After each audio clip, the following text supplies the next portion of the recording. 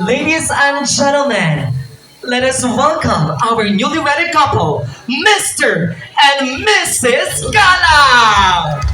Hey! Palakpakan naman dyan! Wala na lang yung bouquet and pero, di ba? Siyempre, interviewin po natin sila. Dito kayong dalawa, Mr. and Mrs. Galang. Medyo awkward po ako sa Mr. and Mrs. Galang kasi mga ka-workmates ko po sila, so medyo nakaka-awkward. Sige ba, pwede na po tayo magsiupo? Kukugustuhin po natin silang dalawa. Para po sa kalaman ng lahat, kahapon po ang kanilang wedding ceremony. Sila po ay official ng mag-asawa. Ano ba yan?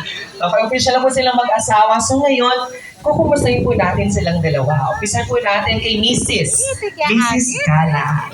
Hey, Mrs. Gala. Awkward talaga, no? Natawagin ko, Mrs. Gala. Mama Hana, how are you feeling right now? Happy, blessed. Kahapon po nagkaroon po kami ng civil ceremony. So, I mentioned it too, na as much as I want to invite everybody from yesterday's event.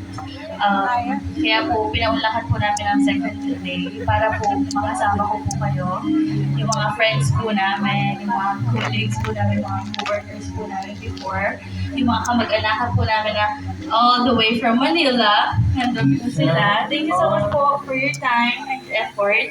Yung po mga relatives po namin in my mother's side. Thank you so much po sa pagpunta. So, sana po mag-enjoy po lahat. Thank you so much din po sa family po ni Jai na kasama po natin to celebrate today. Ayun po. Thank you so much po. Siyempre, kukumustahin din po natin si Mr. Galang. Napaka-formal naman ng Mr. Galang. Na parang hindi natin alam ang pinagagawa niya sa buhay. Si Mr. Galang, Sir Jairus! Ano kami mga taga-cheer ka, oh? Sir Jai, ano naman ang nararamdaman mo ngayon? Sorry po, hindi po ako marunong mag-English. Kung English yung kay Hana. Ano lang siguro.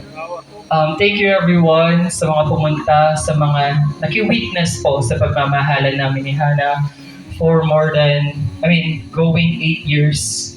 Yeah, at least, college friends, andyan yung mga kaibigan namin, mga kababata ko. Sa mga kamag-anakan po ni Hana, ako po si Jairus, no? Madalang lang po tayong mag-meet, pero promise ko lang po sa inyo, alagaan ko po yung pamangkin or yung inyong pinsan. Yan. Ang hindi po walang pang hindi kakain. Yan. Okay. And then enjoy lang po tayo. Meron po kaming niready na inuman, games, meron po tayong banda, galing pa po silang Cotabato. So, mag-stay po tayo and pakinggan po natin sila. Okay po? Marami po yung banda. Actually, 3 sila. Wala pa po yung iba. Mga kabanda ko po yung mga yan. And enjoy po. Thank you so much. Yes.